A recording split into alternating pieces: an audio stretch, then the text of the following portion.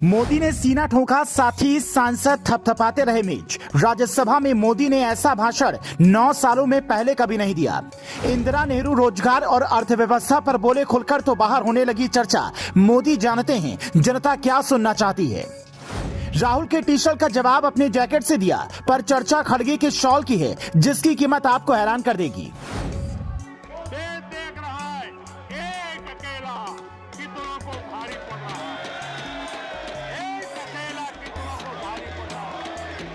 PM Modi ने राज्यसभा में ऐसा भाषण दिया कि कांग्रेसी उसका वीडियो क्लिप बार बार सुन रहे हैं। पहली बार संसद में सीना ठोक कर कई बातें ऐसी कही जिसने विपक्षियों की हवा खराब कर दी। मोदी ने नेहरू पर कुछ ऐसा कहा जो पहले कभी किसी ने कहने की हिम्मत नहीं की।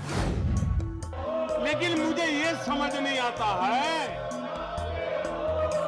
कि उनकी पीढ़ी का कोई व्यक्ति नेहरू सरनेम रखने से डरता क्यों है। शर्मिंदगी है नेहरू सरनेम रखने से, क्या शर्मिंदगी है। इतना बड़ा महान व्यक्तित्व अगर आपको मंजूर नहीं है, परिवार को मंजूर नहीं है और हमारा हिसाब मांगते रहते हो। मोदी का यह बयान सोशल मीडिया पर तेजी से वायरल हो रहा है। लोग कह रहे हैं मोदी ये जानते हैं कि जनता क्या सुनना चाहती है। मोदी ने तो ये तक कह दिया कि एक प्रधानमंत्री ऐसी भी रही जिन्होंने 50 बार अपने पद का दुरुपयोग किया। कुछ लोग हमारे ऊपर सवाल उठा रहे हैं, लेकिन हम तो देश के लिए जीने वाले लोग हैं। कमल तो कीचड़ में ही खिलेगा। जिन्हें नौकरी और रोजगार में फर्क नहीं पता, वो हमें उपदेश दे रहे हैं।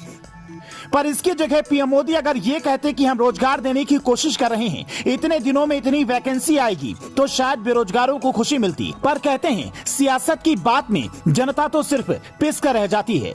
आप बीते कुछ दिनों से राहुल गांधी की टी शर्ट की चर्चा सुन रहे होंगे, जिसके जवाब में पीएम मोदी ने एक ऐसा जैकेट पहनकर संसद पहुंचे जिसे कचरे से रिसाइकिल कर बनाया गया है, और यही वाला जैकेट अब पेट्रोल पंप पर लोग पहनेंगे।